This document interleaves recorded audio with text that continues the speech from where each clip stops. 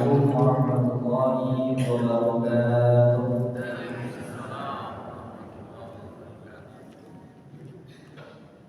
Alhamdulillah, nahmaduhu wa nasta'inuhu wa nastaghfiruh wa na'udzu bihi wa natawakkalu 'alaihi wa na'udzu billahi min shururi anfusina wa min sayyiati a'malina. Asyhadu an la ilaha illallah wa asyhadu anna Muhammadan 'abduhu wa rasuluh. Sallallahu 'ala muhammadin wa alihi wa sahbihi yadhhiruhu 'ala dini kullihi wa kafa billahi shahida wa billahi wakila. Allahumma shalli 'ala Muhammad wa 'ala ali Muhammad. Bapak Ibu rahmati Allah Subhanahu wa taala, alhamdulillah. Tadi terlebih dahulu tentunya kita memuji dan bersyukur kepada Allah Subhanahu wa taala atas nikmat, karunia dan hal-hal baik yang masih kita rasakan setidaknya sampai pada hari ini dan subuh ini. Seterusnya salawat dan salam tentunya juga selalu kita hadiahkan kepada Rasul kita Rasulullah sallallahu alaihi wasallam.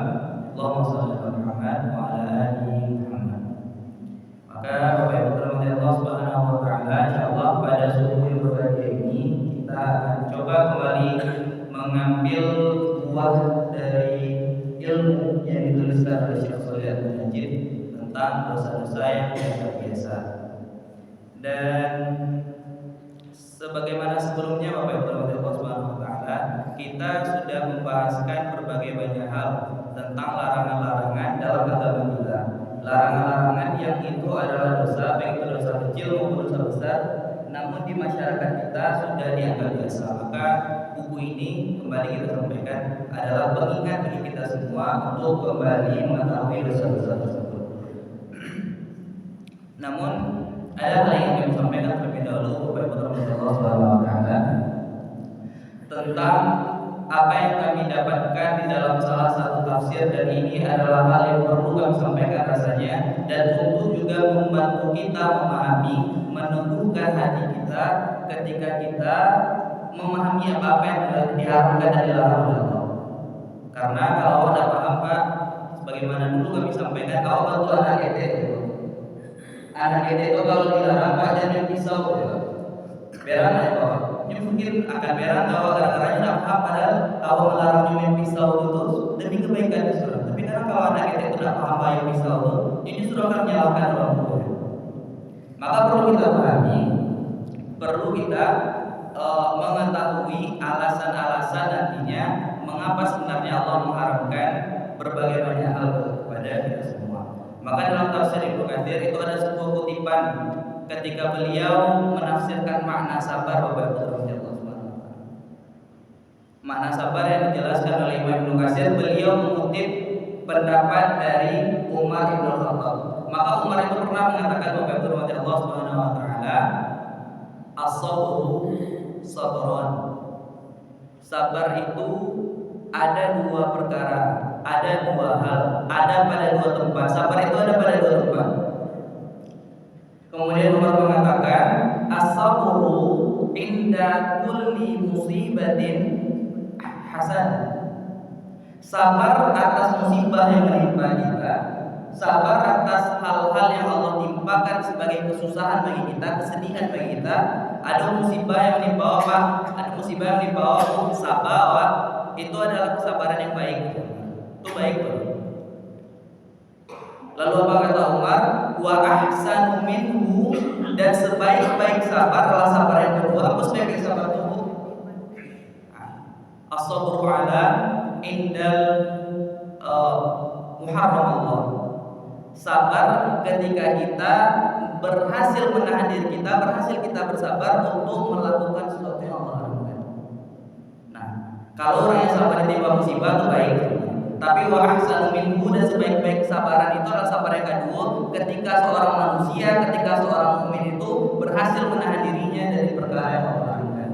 Ketika ia berhasil menahan dirinya untuk melakukan kemaksiatan. Maka insyaallah Allah Subhanahu wa taala, pembahasan kita pada kesempatan kali ini kalau syirik Allah bahas di beberapa pertemuan, kemudian setelah melewati perkara syirik Allah membahas masalah adab-adab dalam masjid tentang Rabu. Dan setelah kita juga membahas adab-adab dalam masjid, maka masuklah kita kepada perkara yang mungkin kalau konteksnya cukup hal-hal yang ada di masyarakat, hal-hal yang ada di luar masjid. Dan ini adalah sesuatu yang perlu sekali kita perhatikan dan tentunya perlu kami sampaikan.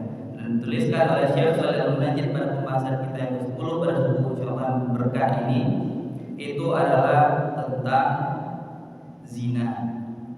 Nah, itu tentunya adalah di antara dosa yang dianggap biasa oleh Allah Subhanahu wa taala di tatanan masyarakat kita. Mudah-mudahan Allah lindungi kita semua dan keluarga kita dari perkara yang tentu sangat berbahaya bagi iman dan juga kehidupan dunia dan akhirat kita.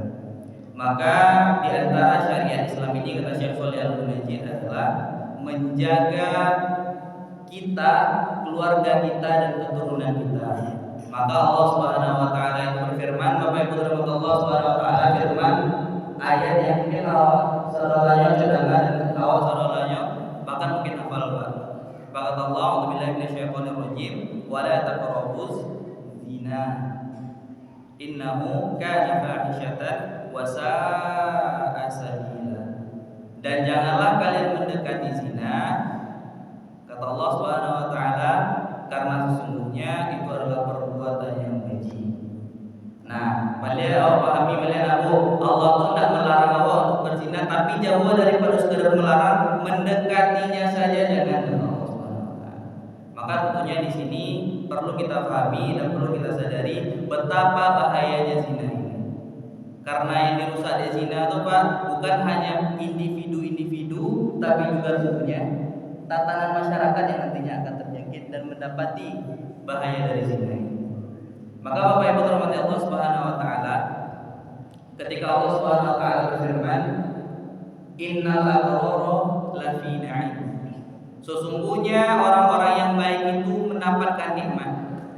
Ibnu Qayyim ketika menafsirkan ayat ini itu mengatakan nikmat yang didapatkan oleh orang-orang yang berbuat baik itu ada di 3 tempat. Nikmat yang didapatkan oleh orang-orang baik, orang-orang soleh itu dapat di 3 tempat. Tempat pertamanya meraih buah dari kebaikan yang dilakukan itu ketika ada di dunia. Yang kedua ketika di alam barzahnya dapat buah dari kebaikan dan kesolehan yang dilakukan selama hidupnya. Dan sampai ketiga yang didapatkan adalah ketika ia berada di surga Allah. Maka orang baik itu mendapatkan kebaikan dari 3 tempat. Di dunianya akan merasakan kebaikan dari hasil dari kebaikan yang dilakukan, di alam barzahnya akan mendapatkan loh, dan terakhir tentu adalah ketika ia berada di surga Allah Subhanahu wa taala. Dan sebaliknya Bapak Ibu rahmati Allah Subhanahu wa taala, ketika Allah mengatakan wa innal fujjar lafi jahim. Orang-orang yang berbuat fujur, orang-orang yang membuat perbuatan yang keji itu juga akan merasakan keburukan yang ia dapatkan dari hasil perbuatan buruknya itu pada 3 tempat. Di dunianya akan merasakannya di kubur misalnya akan merasakan kubur hasil dari perbuatan buruk yang dia lakukan, dan yang terakhir bisa neraka oleh Allah. Dan kemudian Bapak Ibu Allah Subhanahu wa taala sedemikian juga lah dengan perbuatan zina tadi. Nak main-main Bapak. Perbuatan zina itu dalam syariat kita, maka setidaknya ketika di dunia, ketika berada di dunia, maka orang-orang yang berzina ini ketika diketahui Rasulullah dan Allah Subhanahu wa taala akan mengancamnya. Bagi muhsan, orang-orang yang sudah menikah, ketika ia didapati berzina, maka hukumannya Allah taala rajam. Rajam itu dipukul badannya, ditinggal kepalanya dilantiang, dilempari dengan batu sampai mati. Sampai mati pun ada hukuman yang lebih baik menurut Islam. Ada hal yang lebih pantas untuk orang yang melakukan zina ketika nyola menikah itu kecuali dirajami, dilempari dengan batu kepalanya hingga meninggal. Maka apa hikmah yang bisa kita ambil oleh Allah Subhanahu wa taala? Dijelaskan oleh Syekh Shalih Al-Munajjid ini, ia pantas mendapatkan itu semua, tubuhnya pantas menderita di dunia karena sebagaimana tubuhnya itu telah ia relakan tubuhnya itu untuk dijatuhkan tubuhnya itu kepada perkara yang Allah haramkan, maka sudah sepantasnya ia mendapatkan hal tersebut. Sudah pantas tubuhnya tadi merasakan batu-batu yang dihujamkan hingga membuatnya mati. Dan kemudian dijelaskan juga kalau untuk muhsan, orang-orang yang sudah menikah. Lalu bagaimana dengan orang yang belum menikah? bukan berarti ringan hukumannya Bu. Didera.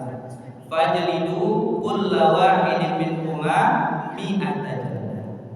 Maka orang-orang laki-laki dan perempuan yang belum menikah namun kemudian dia berzina, maka apa kata Allah Subhanahu wa taala? Allah langsung menurunkan hukum fajlidu kulla wahidin minhuma. Jilid keduanya, dera keduanya, cambuk keduanya sebanyak 100 kali. Dan syarat nikah itu Bu, ndak sabananya hukuman dera itu bukan untuk zina. Saya orang yang minum khamar kalau ketahuannya Bu, tuh dapat hukuman dera loh. Tapi barangnya Bu, sebagian mengejar 82, ada sebagian yang 20 kali. Dosa dera yang paling banyak dalam agama justru kepada pelaku zina tadi. Dan pelaku zina tadi ketika dicambuk itu harus disaksikan oleh seluruh orang dan kaum muslimin kata Allah Subhanahu wa taala supaya ada rasa malu dan kurang akhirnya tidak nyonya melakukan hal yang keji tersebut. Ada keengganan, ada rasa malu kalau buka melakukan tidak sekedar dosa yang kamu dapat, tapi ada sanksi sosial. Tapi ketika sanksi-sanksi sosial ini sudah kita mulai hilangkan dalam tatanan masyarakat kita, ketika apa yang Allah perintahkan ini sudah mulai tidak kita indahkan, maka wajar ketika kita menyaksikan maraknya berzina di mana-mana. Allah Subhanahu wa taala. Gampang mana mencari apa? Dan itulah diramalkan oleh Rasulullah. Hal ini adalah hal yang sudah diramalkan oleh Rasulullah sallallahu alaihi wasallam. Di mana ketika Rasulullah masih hidup sering komparatif tahun yang lalu, Rasulullah ngecek hari kiamat itu akan terjadi. Hari kiamat akan terjadi hingga Allah menghilangkan ilmu dan Allah menjadikan kebodohan itu marak di mana-mana. Kita akan menjumpai orang yang bodoh, jahil dalam perkara dunia dan juga perkara akhirat. Dan yang terakhir, zina juga merabak dan gampang kita mendapati orang berzina. Dan seterusnya oleh Allah Subhanahu wa taala kita sudah membahas tentang perkara dan hukuman bagi orang yang berzina tadi di dunia. Kalau ketahuan hendaknya dirajam, kalau nyoal tanun menikah maka hendaknya ia didera. Kalau di alam barzahnya Rasulullah menjelaskan dalam sebuah hadis, adapun siksaan bagi para pezina baik laki-laki maupun perempuan di alam barzahnya adalah ditempatkan di sebuah tungku. Kubuannya itu dijadikan tungku api yang dinyalakan di bawahnya itu api. Ketika mereka hendak lari ke atas tungku tersebut, ke atas puncak dari kuburan mereka itu, Allah padamkan api itu. Dan ketika itu orang merasa selamat, tapi kalau mati tadi kan. Dan ketika orang di bawah, dibiarkan api itu. Begitulah siksaan ketika mereka berada di kubur. Di dunia orang pasti akan mendapatkan kecelakaan. Kalaupun orang yang berzina itu tidak ketahuan dan akan dijilid, pasti akan ada, kalau bahasa itu karma, pasti akan ada musibah yang menimpanya. Tidak bego di keluarganya, tidak pada dirinya, paling tak bego di keluarganya. Karena Allah balas atas perbuatan keji yang dilakukan. Maka di dunia dia akan menderita apabila tersebut. Kemudian di alam barzahnya juga akan menderita. Apakah lagi ketika ia sudah berada di neraka Allah Subhanahu wa taala. Dan kemudian Allah Subhanahu wa taala menjelaskan kalau orang-orang yang melakukan zina tadi itu akan lebih buruk ketika awan tak memaklumi ketika anak muda melakukan zina. Itu adalah perbuatan yang keji dan harus kita lindungi keluarga kita semuanya untuk terhindar dari perbuatan tersebut. Namun ada hadis Rasulullah SAW yang diriwayatkan oleh Imam Bukhari dan Muslim. Insyaallah ini akan menjadi penutup pembahasan kita pada subuh ini. Ketika Rasulullah SAW diriwayatkan oleh sahabat Abu Hurairah, Rasulullah bersabda, "Salasun, ada 3 perkara, la yukallimuhumullahu yaumal qiyamah wa la yuzakkihim wa la yanzuru ilaihim wa lahum adzabun alim." Ada 3 golongan, ada 3 orang yang ketika di hari kiamat kelak la yukallimuhumullahu yaumal qiyamah, pada hari kiamat Allah tidak akan mengicitnya. La yukallimuhumullahu yaumal qiyamah wa la yuzakkihim, Allah tidak akan menyucikannya. Dia pasti saudara punya dosa. Tapi pas hari kiamat tuh minimal Allah sucikan lah. Mudah-mudahan Allah barasya lah, Allah ampuni lah dosa-dosa awak itu sisa. Tapi orang tadi itu Allah tak majaknya mengicit dari kiamat, Allah tak menyucikannya dari dosa-dosanya, lebih parah oleh wala yang subuh ilaihim. Bahkan Allah mencarinya sudah nyor. Wala yang suruh ilaihim. Dicuekan ya Allah. Allah bahkan Allah aja majanya mengicik, bahkan mencarinya pun Allah nyor. Wala yang suruh ilaihim wala azabun alim. Dan yang lebih sadis siapa? Dan ia justru akan mendapatkan azab yang berat. Siapa dikurang dari Bapak? Yang Allah diajak mengicik di Allah, dosanya nak diampuni di Allah, kemudian Allah bahkan nak dia menceliaknya Pak, dan justru yang akan mendapatkan azab.